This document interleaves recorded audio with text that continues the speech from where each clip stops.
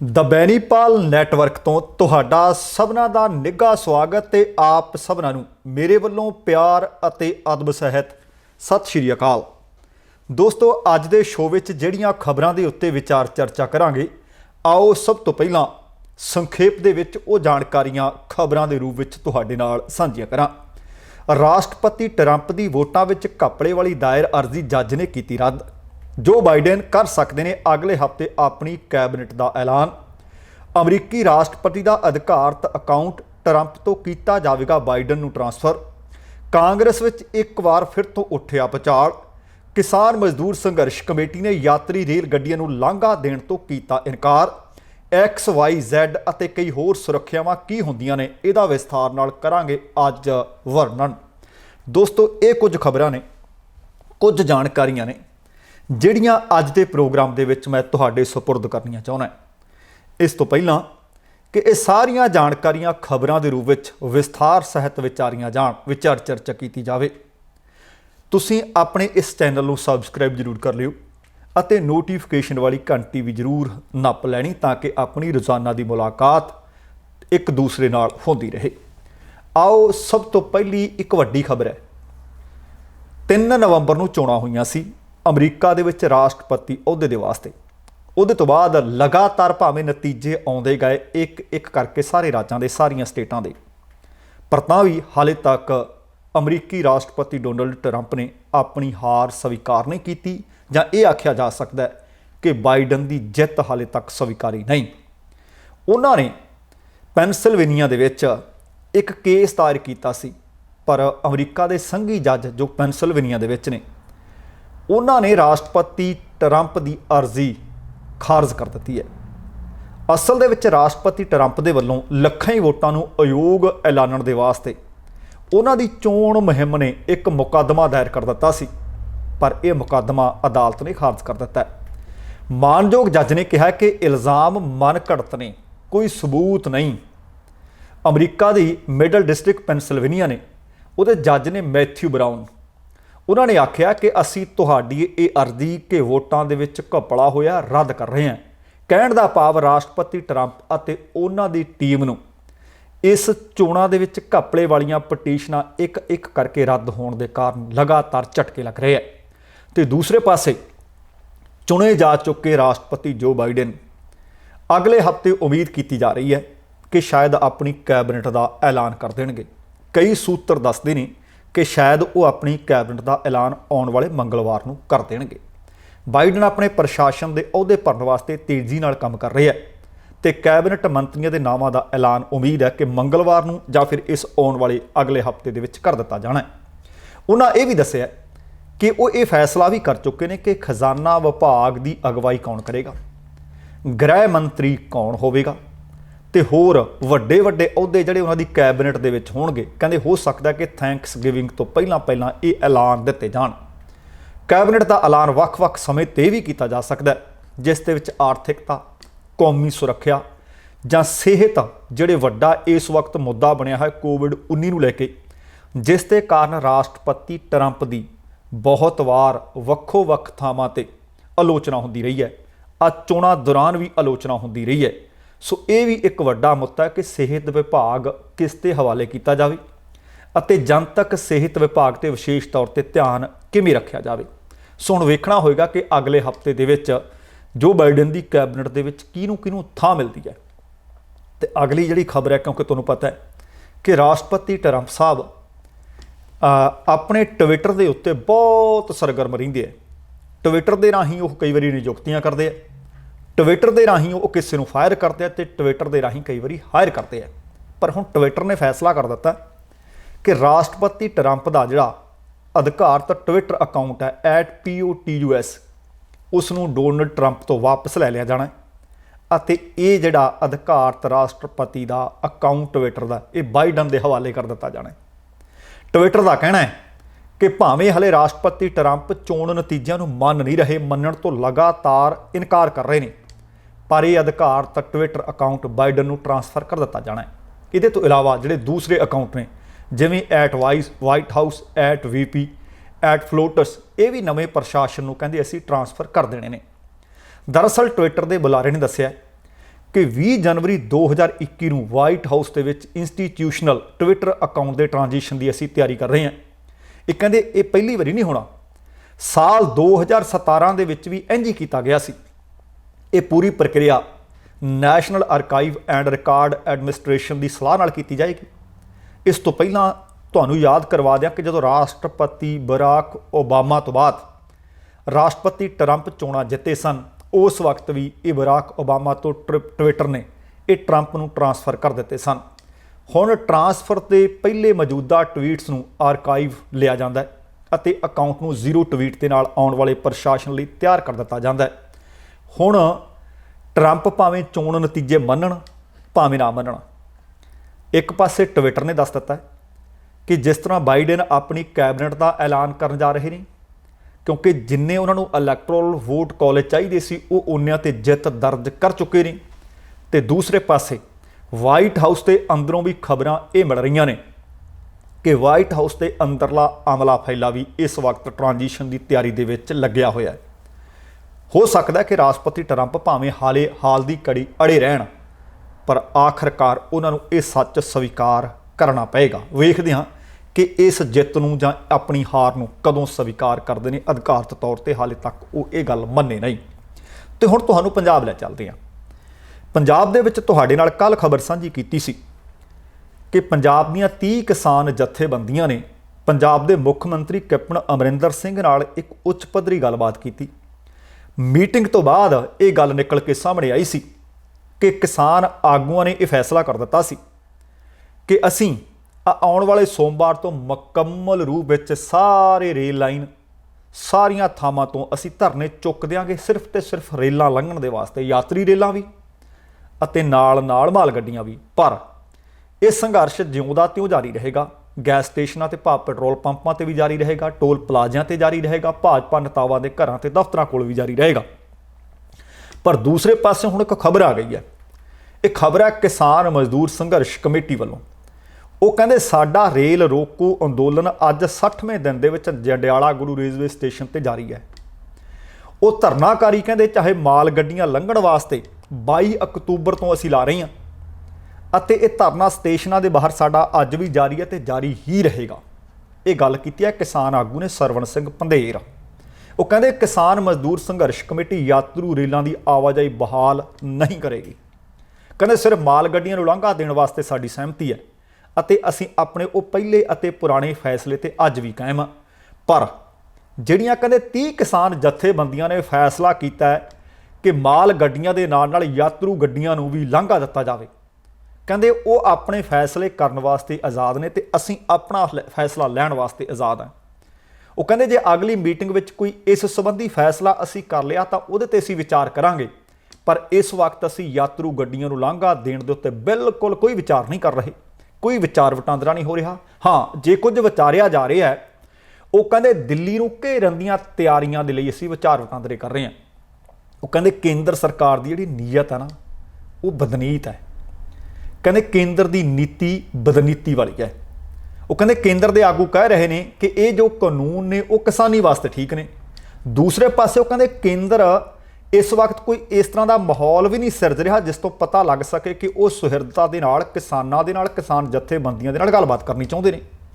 ਅਗਲੀ ਗੱਲ ਉਹ ਕਹਿੰਦੇ ਸਿਰਫ ਪੰਜਾਬ ਦੀਆਂ ਕਿਸਾਨ ਜਥੇਬੰਦੀਆਂ ਨੂੰ ਸੱਦਦੇ ਆ। ਜੇ ਗੱਲਬਾਤ ਕਰਨੀ ਹੈ ਸਮੁੱਚੇ ਭਾਰਤ ਦੀਆਂ ਕਿਸਾਨ ਜਥੇਬੰਦੀਆਂ ਨੂੰ ਖੁਦ ਪ੍ਰਧਾਨ ਮੰਤਰੀ ਮੀਟਿੰਗ ਦਾ ਸੱਦਾ ਦੇਣ, ਉਸ ਮੀਟਿੰਗ ਦੇ ਵਿੱਚ ਪ੍ਰਧਾਨ ਮੰਤਰੀ ਖੁਦ ਬੈਠੇ ਹੋਣ।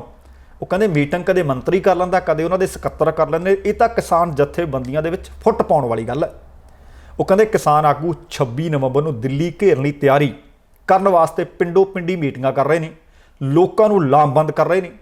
ਇਸ ਕਮੇਟੀ ਦੇ ਸੂਬਾ ਪ੍ਰਧਾਨ ਨੇ ਸਤਨਾਮ ਸਿੰਘ ਪੰਨੂ ਅਤੇ ਜਨਰਲ ਸਕੱਤਰ ਨੇ ਸਰਵਣ ਸਿੰਘ ਪੰਧੇਰ। ਕਹਿੰਦੇ ਸਾਡਾ ਜਿਹੜਾ ਪਹਿਲਾ ਫੈਸਲਾ ਮਾਲ ਗੱਡੀਆਂ ਲਈ ਲਾਂਘਾ ਅੱਜ ਵੀ ਖੁੱਲ੍ਹਾ ਤੇ 22 ਅਕਤੂਬਰ ਤੋਂ ਰੇਲ ਟਰੈਕ ਅਸੀਂ ਖਾਲੀ ਕੀਤੇ ਹੋਏ ਨੇ।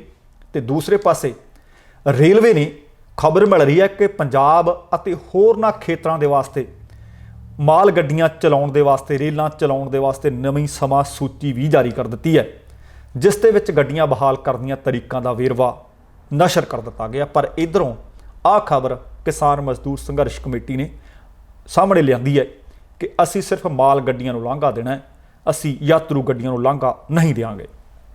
ਹੁਣ ਦੇਖਦੇ ਹਾਂ ਕਿ ਇਹਦੇ ਤੋਂ ਬਾਅਦ ਰੇਲਵੇ ਵਿਭਾਗ ਕੀ ਅਗਲੀ ਕਾਰਵਾਈ ਕਰਦਾ ਹੈ।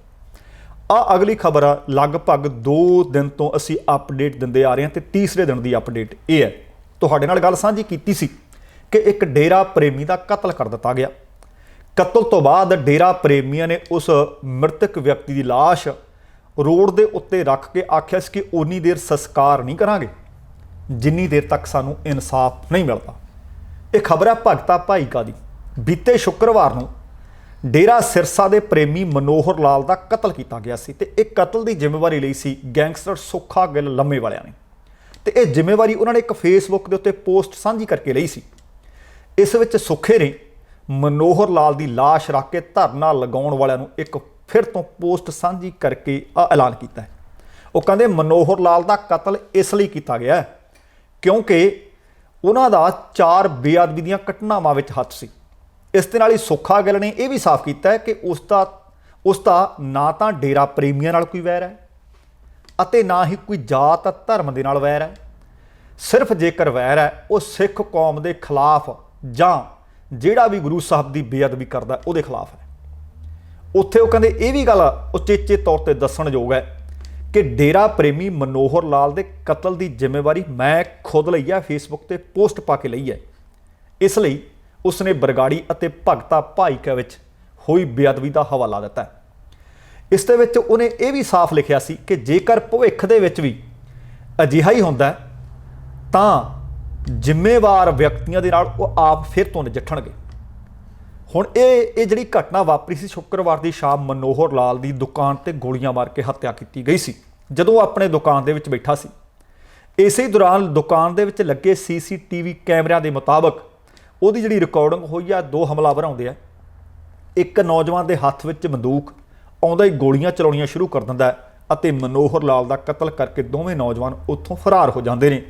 ਫਿਰ ਇੱਕ ਵਾਰ ਸੁੱਖਾ ਗਿੱਲ ਲੰਮੇ ਵਾਲੇ ਨੇ ਆਪਣੀ ਫੇਸਬੁੱਕ ਪੋਸਟ ਦੇ ਰਾਹੀਂ ਦੁਬਾਰਾ ਸਾਂਝੀ ਕੀਤੀ ਹੈ ਕਿ ਸਾਡਾ ਇਹਨਾਂ ਨਾਲ ਕੋਈ ਨਹੀਂ, ਪ੍ਰੇਮੀਆਂ ਨਾਲ ਕੋਈ ਰੌਲਾ ਨਹੀਂ, ਪਰ ਜਿਹੜਾ ਗੁਰੂ ਦੀ ਬੇਅਦਬੀ ਕਰੇਗਾ ਉਹਦਾ ਹਾਸ਼ਰ ਅਸੀਂ ਇਸੇ ਤਰ੍ਹਾਂ ਕਰਾਂਗੇ।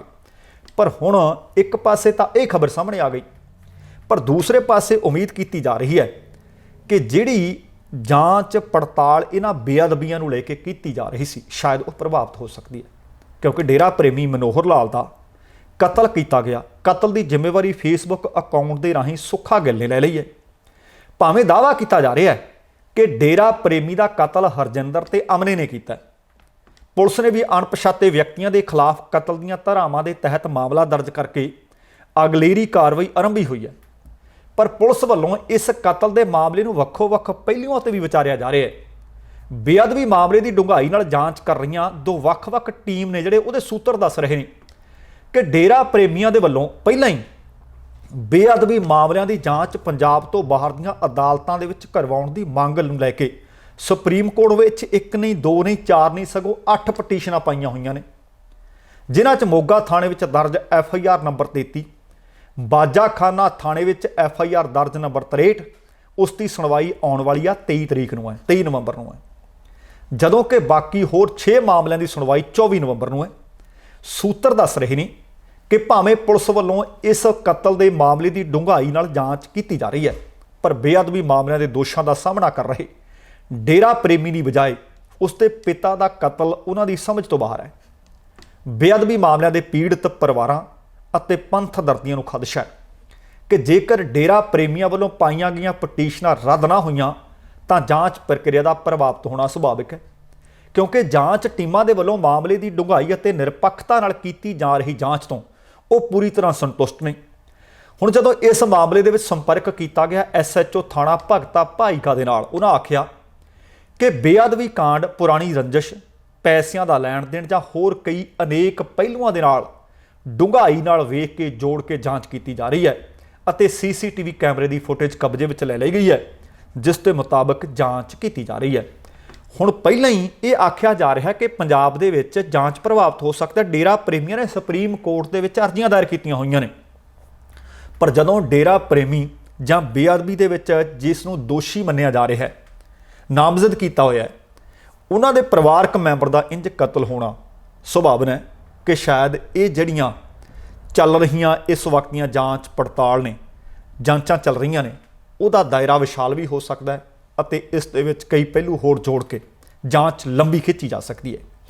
ਅਗਲੀ ਖਬਰ ਹੈ, ਕਾਂਗਰਸ ਦੇ ਵਿੱਚ ਭੁਚਾਲ ਪਹਿਲਾਂ ਵੀ ਕਈ ਮਹੀਨੇ ਉੱਠਿਆ ਸੀ ਤੇ ਇੱਕ ਵਾਰੀ ਫਿਰ ਆ ਬਿਹਾਰ ਦੀਆਂ ਚੋਣਾਂ ਤੋਂ ਬਾਅਦ ਲਗਾਤਾਰ ਉੱਠ ਖੜ੍ਹੇ ਆ। ਬਿਹਾਰ ਦੇ ਵਿੱਚ ਤੁਹਾਨੂੰ ਪਤਾ ਹੈ ਕਿ ਖਰਾਬ ਪ੍ਰਦਰਸ਼ਨ ਕੀਤਾ ਇੱਕ ਵਾਰੀ ਫਿਰ ਤੋਂ ਕਾਂਗਰਸ ਨੇ, ਤੇ ਫਿਰ ਕਾਂਗਰਸ ਦਾ ਜਿਹੜਾ ਅੰਦਰੂਨੀ ਜ਼ਖਮ ਸੀ ਉਹ ਰਿਸਣ ਲੱਗ ਪਿਆ। ਉਮੀਦ ਹੈ ਕਿ ਫਿਰ ਡੂੰਘਾ ਹੋਏਗਾ। ਹੁਣ ਸਮੀਖਿਆ ਦਾ ਸਵਾਲ ਤਾਂ ਲੱਗਦਾ ਜਾਇਜ਼ ਹੈ, ਤੇ ਸਵਾਲ ਉਠਾਉਣ ਵਾਲੇ ਪਾਰਟੀ ਦੇ ਆਲਾ ਆਗੂ ਨੇ, ਤੇ ਲੀਡਰਸ਼ਿਪ ਸਮਰਥਕਾਂ ਦਾ ਹਮਲਾ ਲਗਾਤਾਰ ਕੀਤਾ ਜਾ ਰਿਹਾ, ਤੇ ਪਹਿਲਾਂ ਵੀ ਹੋਇਆ ਸੀ, ਇੱਕ ਵਾਰੀ ਫਿਰ ਹੋ ਗਿਆ। ਭਾਵੇਂ ਜਿਹੜੇ ਜਵਾਬ ਦੇ ਵਿੱਚ ਜਿਹੜੇ ਸੀਨੀਅਰ ਨੇ ਉਹਨਾਂ ਦੇ ਸਬਰ ਦਾ ਬੰਨ੍ਹ ਟੁੱਟਣ ਲੱਗਿਆ ਕਿ ਬਿਹਾਰ ਦੇ ਵਿੱਚ ਸਾਡਾ ਪ੍ਰਦਰਸ਼ਨ ਬੜਾ ਨਿਰਾਸ਼ਾਜਨਕ ਰਿਹਾ।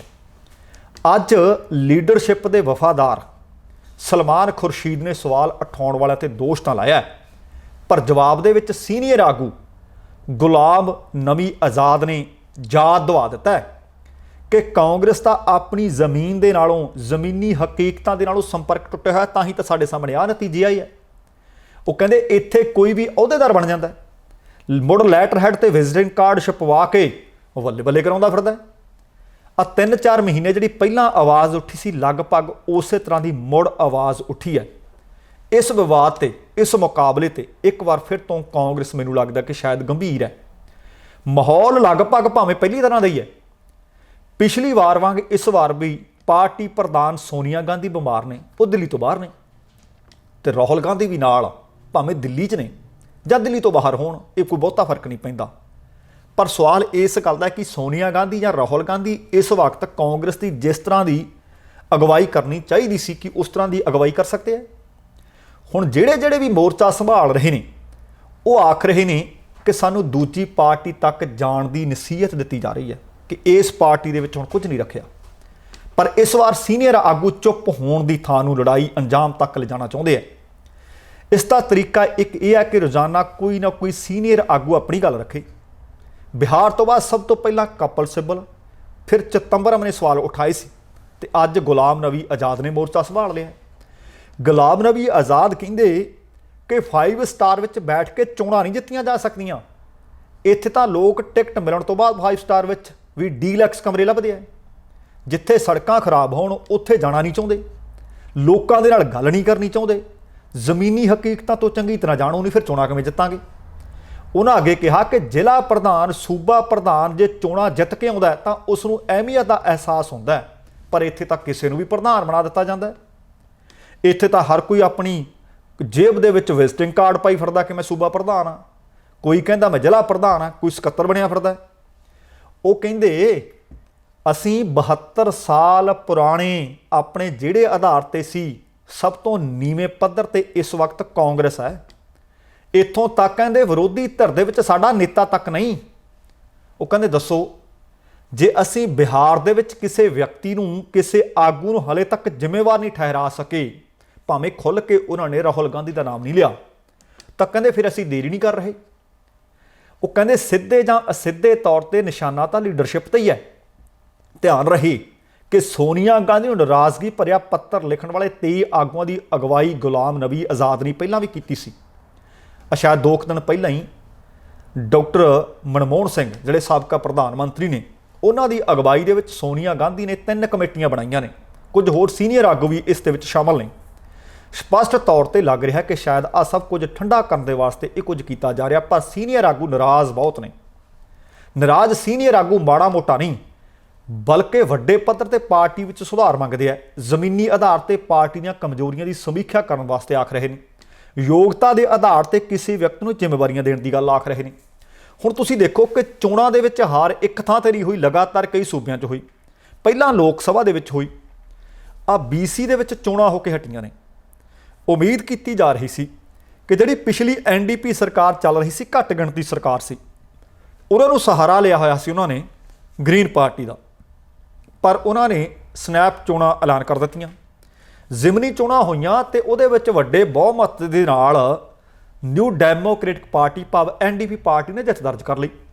ਪਰ ਲੱਗਦਾ ਸੀ ਕਿ ਲਿਬਰਲ ਪਾਰਟੀ ਜਿਹੜੀ BC ਦੀ ਹੈ, ਉਹ ਚੋਣਾਂ ਵੱਡੇ ਫਰਕ ਨਾਲ ਜਿੱਤ ਕੇ BC ਦੇ ਵਿੱਚ ਸਰਕਾਰ ਬਣਾਏਗੀ, ਪਰ ਚੋਣਾਂ ਉਹ ਬੁਰੀ ਤਰ੍ਹਾਂ ਹਾਰ ਗਈ, ਕਰਾਰੀ ਹਾਰ ਹੋਈ। ਚੋਣਾਂ ਤੋਂ ਦੂਸਰੇ ਦਿਨ BC ਲਿਬਰਲ ਪਾਰਟੀ ਦੇ ਲੀਡਰ ਨੇ ਐਂਡਰਿਊ ਵਿਲਕਨਸਨ, ਉਹਨਾਂ ਨੇ ਐਲਾਨ ਕਰ ਦਿੱਤਾ ਕਿ ਭਾਈ ਮੈਂ ਆਪਣੇ ਅਹੁਦੇ ਤੋਂ ਲਾਂਭੇ ਹੋਣਾ ਚਾਹੁੰਦਾ, ਮੈਂ ਇਸ ਹਾਰ ਦੀ ਜ਼ਿੰਮੇਵਾਰੀ ਖੁਦ ਕਬੂਲਦਾ। ਜਿੰਨੀ ਦੇਰ ਤੱਕ ਪਾਰਟੀ ਨੂੰ ਕੋਈ ਨਵਾਂ ਲੀਡਰ ਨਹੀਂ ਮਿਲ ਜਾਂਦਾ ਉਨੀ ਦੇਰ ਤੱਕ ਮੈਂ ਪਾਰਟੀ ਦੀ ਅਗਵਾਈ ਕਰਾਂਗਾ। ਪਰ ਕੱਲ ਉਹਨਾਂ ਨੇ ਹੋਰ ਐਲਾਨ ਕਰ ਦਿੱਤਾ ਤੇ ਉਹਨਾਂ ਨੇ ਵੀ ਐਲਾਨ ਆਪਣਾ ਫੇਸਬੁੱਕ ਪੋਸਟ ਸਾਂਝੀ ਕਰਕੇ ਕੀਤਾ। ਐਂਡਰਿਊ ਵਿਲਕਨਸਨ ਕਹਿੰਦੇ ਕਿ ਮੈਂ ਮਹਿਸੂਸ ਕਰ ਰਿਹਾ ਕਿ ਆਹ ਜ਼ਿੰਮੇਵਾਰੀ ਸੱਚਮੁੱਚ ਵੱਡੀ ਸੀ, ਮੇਰੇ ਤੋਂ ਇਹ ਚੰਗੇ ਤਰੀਕੇ ਨਾਲ ਨਿਭਾ ਨਹੀਂ ਹੋਈ। ਹਾਲਾਂਕਿ ਲੋਕਾਂ ਨੇ ਵੋਟਾਂ ਪਾ ਕੇ ਉਹਨਾਂ ਨੂੰ ਪਾਰਟੀ ਦਾ ਲੀਡਰ ਚੁਣਿਆ ਸੀ, ਕਿਸੇ ਨੇ ਇਹ ਨਹੀਂ ਸੀ ਕਿਹਾ ਕਿ ਭਾਈ ਸੋਨੀਆ ਗਾਂਧੀ ਹੋ, ਭਾਈ ਰਾਹੁਲ ਗਾਂਧੀ ਹੋ, ਇੰਜ ਨਹੀਂ। ਵੋਟਾਂ ਪਾ ਕੇ ਚੁਣਿਆ ਸੀ। ਚੁਣਨ ਤੋਂ ਬਾਅਦ ਕਰਾਰੀ ਹਾਰ ਹੋਈ ਆ। ਹਾਰ ਤੋਂ ਬਾਅਦ ਉਹਨਾਂ ਨੇ ਕੱਲ ਐਲਾਨ ਕਰ ਦਿੱਤਾ ਕਿ ਹੁਣ ਭਾਈ ਆਪਣਾ ਅੰਤਰਿਮ ਲੀਡਰ ਲੱਭੋ। ਮੈਂ ਬਿਲਕੁਲ ਉਦੋਂ ਤੱਕ ਵੀ ਇੰਤਜ਼ਾਰ ਨਹੀਂ ਕਰਨਾ ਕਿ ਜਦੋਂ ਤੱਕ ਨਵਾਂ ਲੀਡਰ ਨਹੀਂ ਮਿਲ ਜਾਂਦਾ। ਉਹ ਕਹਿੰਦੇ ਕੋਈ ਕੰਮ ਚਲਾਓ, ਆਪਣਾ ਲੀਡਰ ਚੁਣ ਲਓ ਕਿ ਇੰਟਰਮ ਲੀਡਰ ਚੁਣੋ। ਜਿੰਨੀ ਦੇਰ ਤੱਕ ਨਵਾਂ ਲੀਡਰ ਨਹੀਂ ਚੁਣਿਆ ਜਾਂਦਾ ਉਹ ਕੰਮ ਕਰੇਗਾ, ਪਰ ਮੈਂ ਇਸ ਅਹੁਦੇ ਤੋਂ ਇੱਕ ਪਾਸੇ ਹੋਣਾ ਹੀ ਚਾਹੁੰਦਾ। ਇਹ ਹੁੰਦੇ ਨੇ ਕੁਝ ਰਿਕਾਰਡ ਸੈੱਟ ਕਰਨ ਵਾਲੇ, ਕੁਝ ਰਵਾਇਤਾਂ ਤੇ ਕੁਝ ਰੀਤਾਂ ਸੈੱਟ ਕਰਨ ਵਾਲੀਆਂ। ਪਰ ਦੂਸਰੇ ਪਾਸੇ ਦੇਖੋ ਕਿ ਲਗਾਤਾਰ ਸੀਨੀਅਰ ਲੀਡਰ ਬੋਲੀ ਜਾਂਦੇ ਨੇ। ਪਰ ਕੈਪਟਨ ਅਮਰਿੰਦਰ ਸਿੰਘ ਨੇ ਵੀ ਉਦੋਂ ਕਹਿ ਦਿੱਤਾ ਸੀ ਜਦੋਂ ਆਹ ਸੀਨੀਅਰ ਲੀਡਰ ਗੁਲਾਮ ਨਬੀ ਆਜ਼ਾਦ ਤੇ ਬਾਕੀ ਬੋਲੇ ਸੀ, ਉਹ ਕਹਿੰਦੇ ਸੀ ਜੇਕਰ ਸਭ ਤੋਂ ਵਧੀਆ ਕੋਈ ਅਗਵਾਈ ਕਾਂਗਰਸ ਦੀ ਕਰ ਸਕਦਾ ਉਹ ਰਾਹੁਲ ਗਾਂਧੀ ਹੀ ਕਰ ਸਕਦੇ ਆ। ਕੀ ਗੱਲ ਬਈ, ਗਾਂਧੀ ਪਰਿਵਾਰ ਨੇ ਜਾਂ ਨਹਿਰੂ ਪਰਿਵਾਰ ਨੇ ਠੇਕਾ ਲੈ ਲਿਆ? ਜੇਕਰ ਕਾਂਗਰਸ ਪਾਰਟੀ ਇਸ ਵਕਤ ਸਭ ਤੋਂ ਮਾੜੀ ਕਾਰਗੁਜ਼ਾਰੀ ਸਾਬਤ ਕਰ ਰਹੀ ਹੈ, ਕਿਸੇ ਵੀ ਥਾਂ ਤੇ ਚੋਣਾਂ ਜਿੱਤ ਨਹੀਂ ਰਹੀ, ਤਾਂ ਮੇਰੇ ਖਿਆਲ ਦੇ ਵਿੱਚ ਉਹਨਾਂ ਨੂੰ ਆਪਣੀ ਪੀੜ੍ਹੀ ਦੇ ਹੇਠ ਸੋਟਾ ਫੇਰ ਲੈਣਾ ਚਾਹੀਦਾ ਕਿ ਕਿਤੇ ਨਾ ਕਿਤੇ ਅਸੀਂ ਭਾਰਤ ਦੀ ਸਭ ਤੋਂ ਪੁਰਾਣੀ ਪਾਰਟੀ ਹਾਂ, ਸਭ ਤੋਂ ਵੱਡੀ ਪਾਰਟੀ ਸੀ, ਸਭ ਤੋਂ ਵੱਧ ਸਮਾਂ ਸੱਤਾ ਵਿੱਚ ਰਹਿਣ ਵਾਲੀ ਪਾਰਟੀ। ਜੇ ਲਗਾਤਾਰ ਗ੍ਰਾਫ ਹੇਠਾਂ ਨੂੰ ਜਾ ਰਿਹਾ, ਕਿਤੇ ਨਾ ਕਿਤੇ ਤੇ ਕੋਈ ਕਮਜ਼ੋਰੀਆਂ ਨੇ, ਕਿਉਂਕਿ ਪਿੰਡ ਲੈਵਲ ਤੱਕ ਇਹਨਾਂ ਦਾ ਕੇਡਰ ਹੈ। ਜੇ ਇਸ ਦੇ ਬਾਵਜੂਦ ਵੀ ਚੋਣਾਂ ਦੇ ਵਿੱਚ ਜਿੱਤ ਨਹੀਂ ਸਗੋਂ ਹਰ ਵਾਰ ਹਾਰ ਨਸੀਬ ਹੁੰਦੀ ਹੈ, ਫਿਰ ਕਿਤੇ ਨਾ ਕਿਤੇ ਗੱਲ ਸੋਚਣ ਸਮਝਣ ਅਤੇ ਵਿਚਾਰਨ ਵਾਲੀ ਹੈ।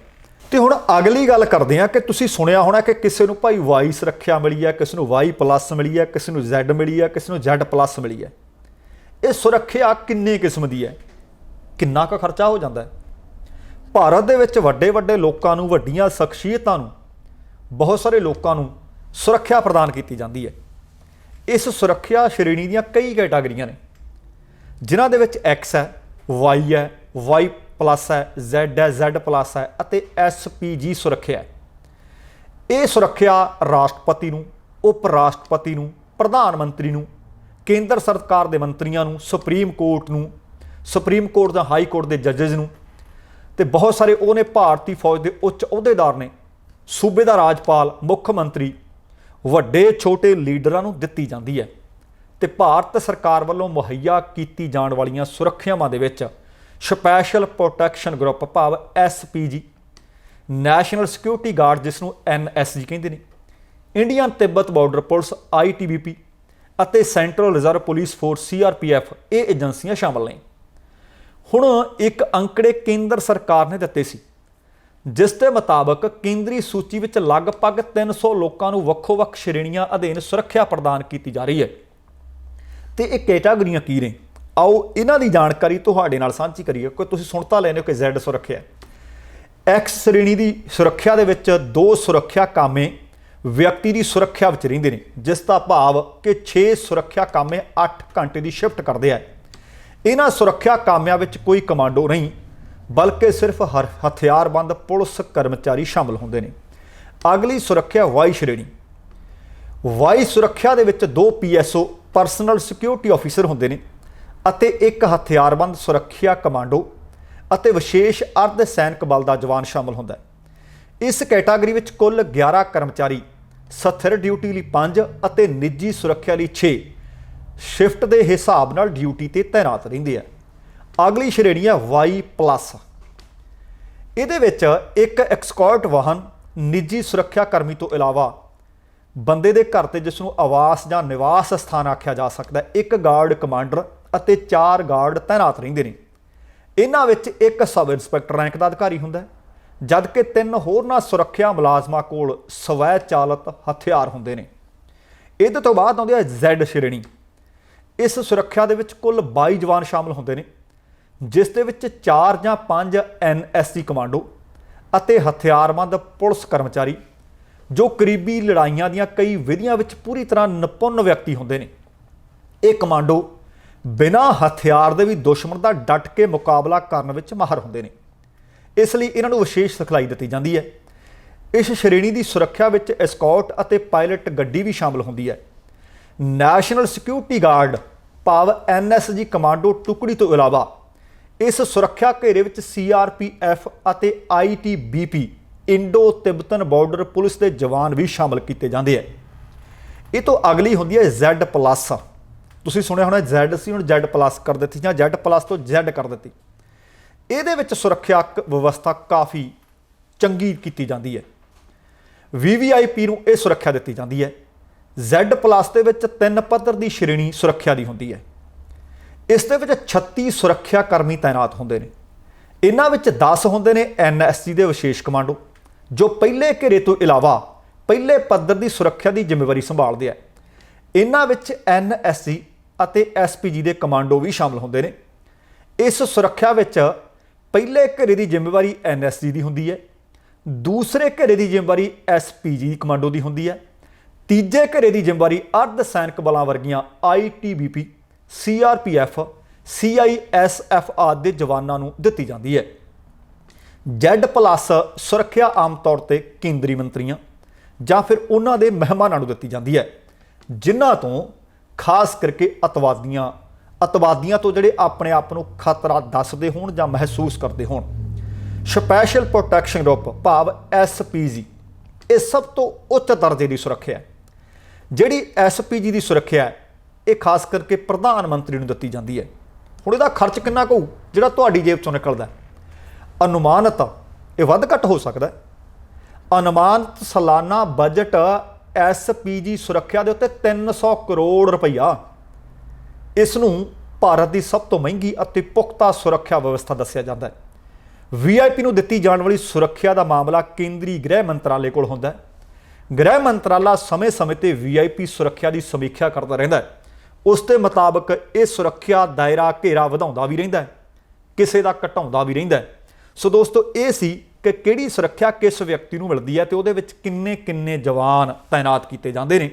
ਸੋ ਇਹ ਸੀ ਅੱਜ ਦਾ ਸਾਡਾ ਪ੍ਰੋਗਰਾਮ। ਇਸ ਦੇ ਨਾਲ ਹੀ ਸਮੇਂ ਦੀ ਸਮਾਪਤੀ ਹੈ।